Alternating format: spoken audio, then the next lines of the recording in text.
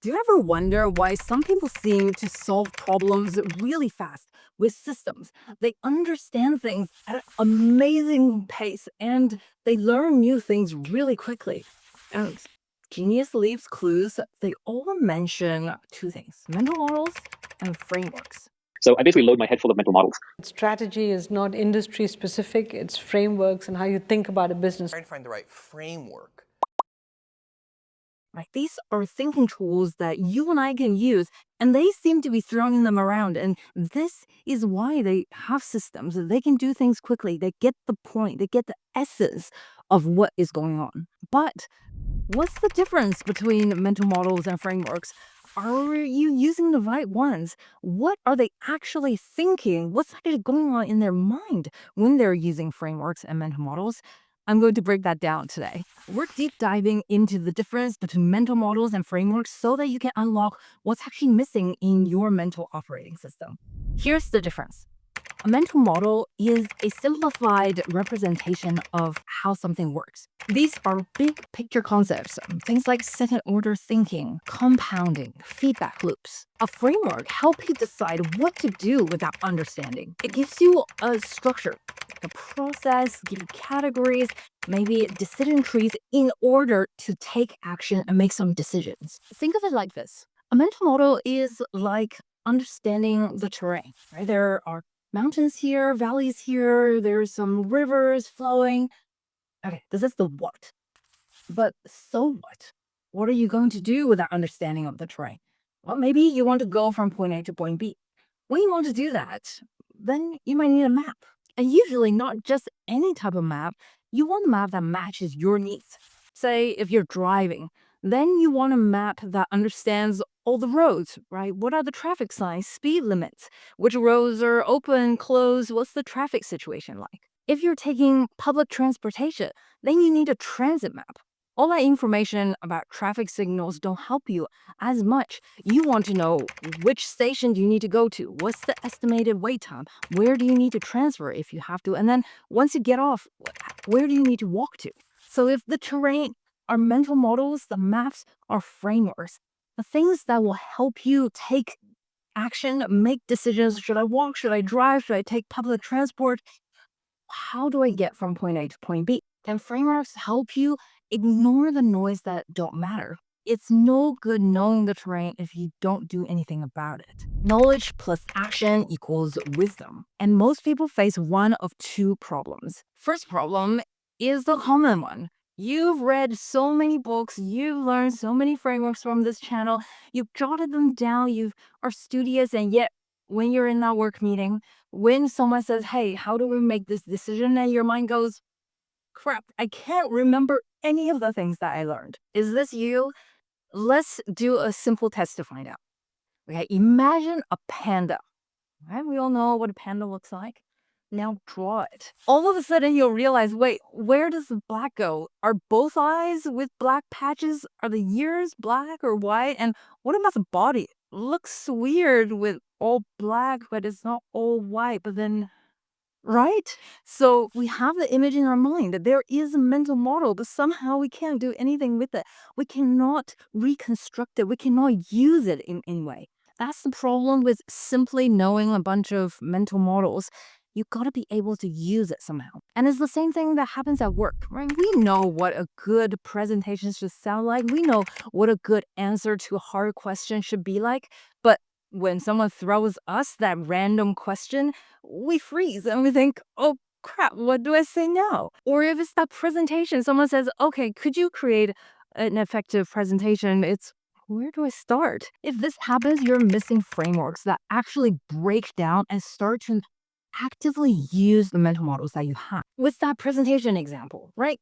If you have a framework, it will tell you start with the answer in mind, break your reasons up to 3 buckets, and then explain each with details. This is the pyramid principle. So whenever you feel like, okay, there's no connection between what I understand in my mind and what I can do in real life, it's not because you're not born to do this, or it's not that you're not naturally smart. This is a well-documented phenomenon in education science, right? You just need scaffolding. And frameworks are there to help you start making the transition. So eventually, you don't even need to think about pyramid principle. What is that again? How do I break it down? Intuitively, you have practiced enough so that you can use this and turn that knowledge into wisdom. Mental models are the what, and frameworks are the so what. And that's why when I started this channel, I talked a lot about mental models, but I shifted them into frameworks because I saw them, a lot of people got stuck here. Frameworks will get you moving. Now, let's flip the problem, because there's also a group of people who have no problem trying on a new framework, taking action, seeing what happens, and you don't get results by using something like the pyramid principle. By the way, this is probably only 10% of the population. So first, I just want to congratulate you.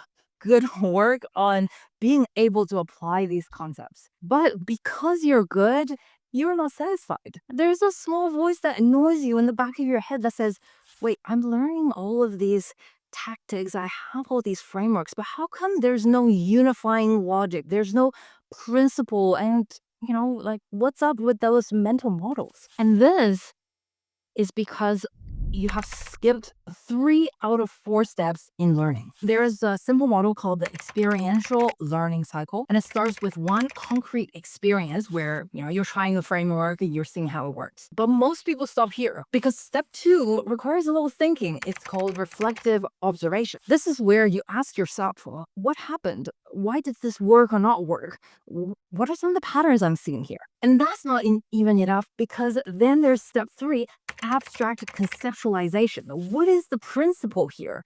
How can we extract and distill what's actually going on here? And then there's one more step called active experimentation.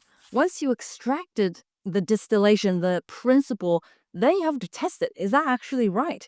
If I put it into a different context, does it actually work? What we don't want to do is take one framework and learn how to solve only one problem, right? Because the framework works like pyramid principle works for presentation, I'm just going to reuse it here without realizing, oh, wait, actually, I could do this for my emails. Actually, I can do this for any time that I speak. Actually, you know what? I should think in this way of maybe having a possible answer, break down my rationale, and then go test it. And this is where metacognition comes in, thinking about thinking. You want to turn a one-time success into a repeatable system. This moves you from just trying and copying frameworks and actually build intuition and judgment for yourself. Otherwise, it's like you're using a Swiss Army knife as a toothpick. You're using the pyramid principle to get presentations done, but actually you're missing all of the other use cases of pyramid principle. And that's why I talk about thinking frameworks, not just let's talk about frameworks, right? You need more than just a list. Every time you see a framework, you actually start to think about the principle that's embodied in that framework. And then you can have your cake and eat it too. Meaning you benefit once because, okay, pyramid principle help you create a good presentation. But 2, also you start to distill the principle behind it and see how it can apply to all areas of life. You can extract a principle, build on it, and start to reshape your mental model and see the world clear. And that's when frameworks stop being a tool. It is now leverage, mental leverage. Let me give you 2 more examples. With a lot of productivity frameworks, it eventually distilled down to 2 things. One is focus and one is constraints. Say you're using the Eisenhower matrix, right? It's a matrix about how do you decide urgency versus importance. But then you'll start to realize, okay, by constraining my time and focusing on what's important, actually a lot of productivity use the same principles. Pomodoro does it, time blocking does it. Every single book that is written on productivity will cover these 2 concepts in some sort of way, forcing focus through constraints, which means now you can probably create your own framework for your own use case. If you're new to frameworks, grab my 5-minute framework starter kit so that you can start to take those action and break things down. And if you want to start distilling patterns and refining your mental models, then get my 5-minute progressive distillation worksheet. I'll leave the links down below, and I'll see you in the next video.